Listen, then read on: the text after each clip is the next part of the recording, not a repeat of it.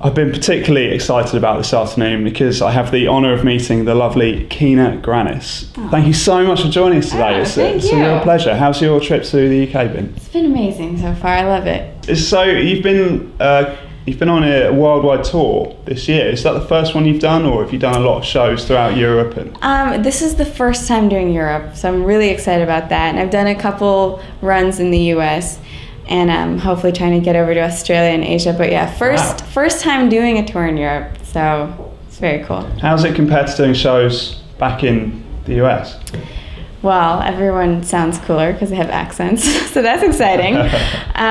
But it's just cool because I've known these people existed and I know they've been supporting me, but to meet them face to face and get to thank them in person, that's been really awesome. And also, they just have good energy. People have been singing along to all the songs, and it's felt really great.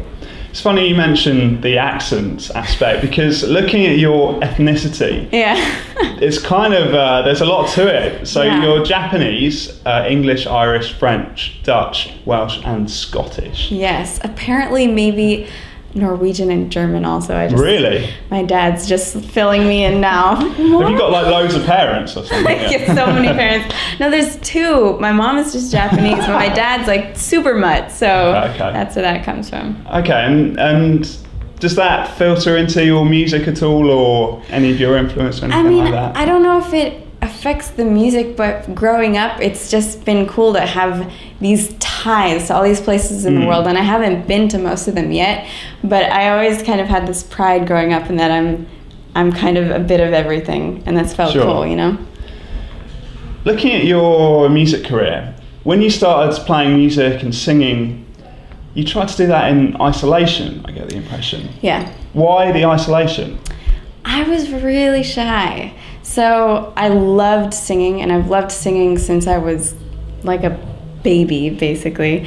But it was mid-high school when I started writing, and I taught myself guitar, and I really loved it, but at that point, I wasn't ready to share that with anyone else. So from mid-high school through, my first show was the day after I graduated, which was a huge deal, and everyone there was like, wait, what? She can talk? What's going on, you know? So it was a weird transition to me, but I kept going because I loved it so much, and I loved sharing it, that I'm like, okay, this is really uncomfortable, but I want to do it again. So slowly I came out of my shell, but definitely for a while it was like all of college I'm just hanging out in stairwells, playing and writing by myself. And also looking at a recent blog post that you posted, where you went off to some kind of little shack in the forest to kind of work on music. It still seems like there's a theme of maybe not isolation, but you just like to do things your own way and shut out any unwanted external influence. Yeah, I think for me, because writing's always been something that I do when I'm completely alone. In college I'd do it when everyone was sleeping, or I'd do it in the stairwells, and if anyone's listening, it's like I'm paralyzed and I can't do it. So, nowadays. So you'd wait for people to go to sleep and then then sneak away. Sleep now. Let's go have a little play. Exactly. Did you ever wake anyone up and suddenly become really shy? No, good thing I didn't. But it's something I did when people weren't listening. And nowadays too, it's that paired with, the business side of things has really taken on a lot of my time, and me just being on the internet and tweeting and editing videos and stuff like that, I've kind of stopped just sitting with my guitar for fun, just to create. So it dawned on me a couple months back that I needed to make the space and time for that again, because that was the whole point, is that I loved making music and I had stopped doing that. So I found this little cabin, and it was productive, but it was frightening. It didn't occur to me. Were you just out there on your own doing it? Yeah, I was alone, and I don't know why it didn't occur to me beforehand that I was going to be really scared the whole time. But the first day I'm like, this is great, and I set up my little recording area, and I picked the room I'm going to sleep in. I'm like getting settled in, and then the sun starts going down, and I start hearing noises. I'm like, oh shoot, this is going to be bad. Did you have like a little candle you carried around? I did carry around a knife at one point. Wow. What were the noises like coming from outside? I was pretty sure it was a person breaking in to kill me, but it turns out they were mice. later I found this out. But that's really, my brain just got the best of me, and it's making up scenarios of this person saw me earlier and they followed me in and got really crazy. But I wrote a lot of songs because of the fear. So in a way, I'm like, it was good that I did it. I don't know that I'll do it again that alone or that isolated, but... Well, the aspect that you mentioned about how the internet has changed your career, you said, or you wrote, that, first I was getting involved with the internet and I didn't want to be a part of it, but now it's almost as much a part of your career as actually making the music. So that's quite a shift from how it was before. Yeah. I mean, I think I didn't really know what it was until I stumbled into it. It was never a plan, and then I'll get on YouTube and I'll find people that like my music or any of that. But, in college I had a MySpace because everyone had a MySpace and just kind of sat there. And when I was in this contest, Doritos crashed the Super Bowl, and that's when I started YouTube, not as a way to find new people, but as a way to give people something back because I needed them to vote every day. So I said, I'll post a video every day if you come back and vote every day.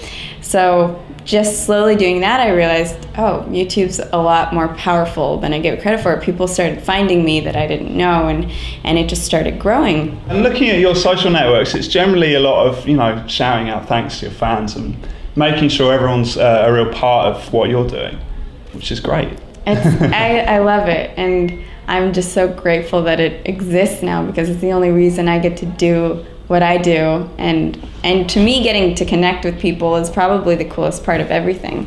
Even from the beginning, when I was busking on the streets, when one person would stop and just listen and just hear my song, that was the best feeling ever. So, and then I could thank them. So nowadays that I have Twitter and Facebook and all these ways to directly go, hey, thank you, to someone that's listening is really cool for me.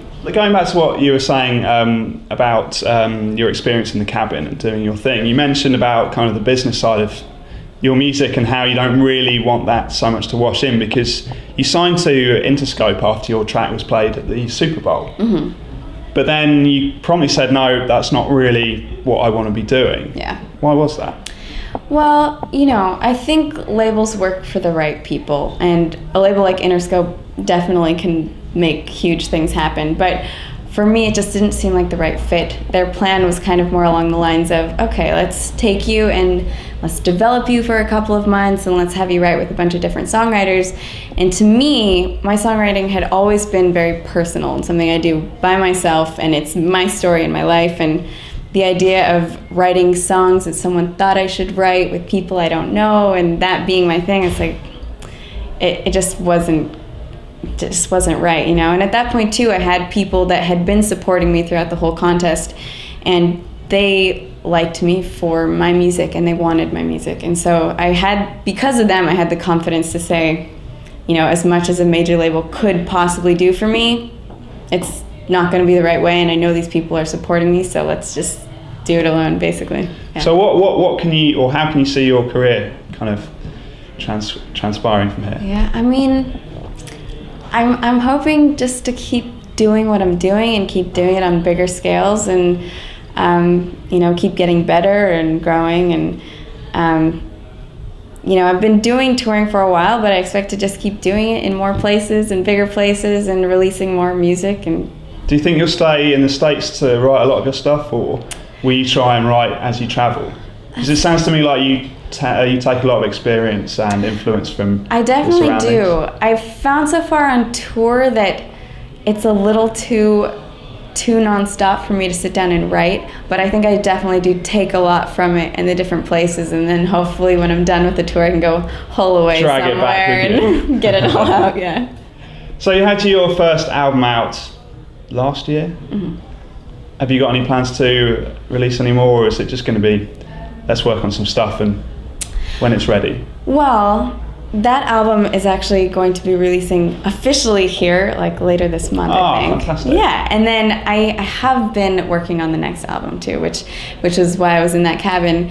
But I've been writing a lot, and hopefully later this year I'll be starting to record and stuff like that. So I'm very excited about that also. Fantastic. Well, Kina, best of luck with the rest of your shows here in the UK, and we can't wait to see you again. Thank you so much. Thanks so much.